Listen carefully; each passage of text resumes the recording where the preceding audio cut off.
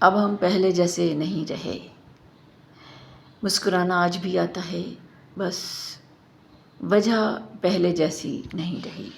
پہلے ملنے والی خوشیوں پر مسکراتے تھے، اب درد چھپانے کے لیے مسکراتے تھے۔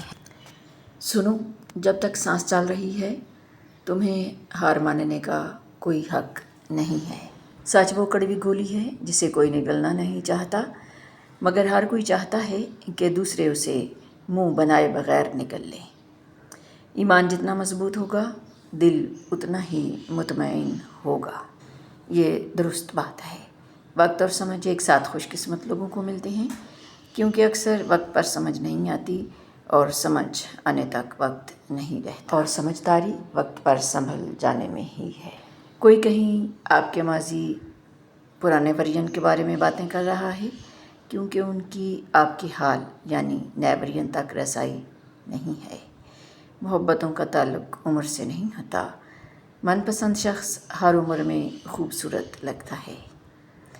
تم بیک وقت بقا کی جنگ بھی لڑ رہے تھے اور اپنی زندگی کو سنوار بھی رہے تھے۔ یہی زندگی کی حقیقت ہے۔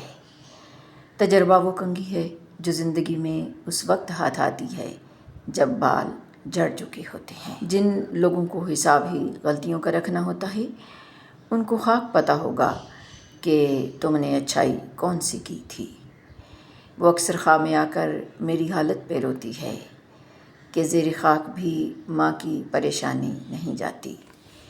کچھ لوگوں کے ساتھ خون کا رشتہ بھی نہیں ہوتا، مگر خوشبو اپنوں والی ہوتی ہے۔ دراصل رشتے خون کے نہیں، احساس کے ہوتے ہیں۔ احساس مر جائے تو رشتے ختم ہو جاتے ہیں۔ دوسروں کے درد مٹانے والے بن جاؤ، اللہ تعالیٰ تمہارے درد مٹا دے گا۔ یاد رکھیں، ہر صاحب ضمیر انسان دوسروں کے درد مٹانے والا ہی ہوتا ہے۔ قابلیت کے ساتھ عاجزی آپ کو بڑا بنا دیتی ہے، اور تکبر ہمیشہ شکست پر منتج ہوتا ہے۔ زندگی کے جس بھی مقام پر آپ ہیں اسے تسلیم کر لیں، اور یہ بھی تسلیم کر لیں کہ یہاں آپ ہمیشہ نہیں رہیں گے، کہ یہ زندگی عارضی ہے، ختم ہو جانے والی ہے۔ سنو، ایک ماسک ایسا بھی بناؤ جس سے نہ حرام لقمہ اندر جا سکے اور نہ ہی کوئی غلط بات باہر نکل سکے۔ اسے تقویٰ کا ماسک کہتے ہیں۔ اکثر خون کے رشتے خون ہی پی جاتے ہیں، اور یقین کریں سارا خون چوس کر بھی خوش نہیں ہوتے۔ غلطی ہو تو مان لیں، غلط فہمی ہو تو دور کر لیں، یہی اچھی اور پرسکون زندگی گزارنے کا بہترین سلیقہ ہے۔ اپنا بوجھ ہلکا کرو تاکہ آپ اڑ سکو۔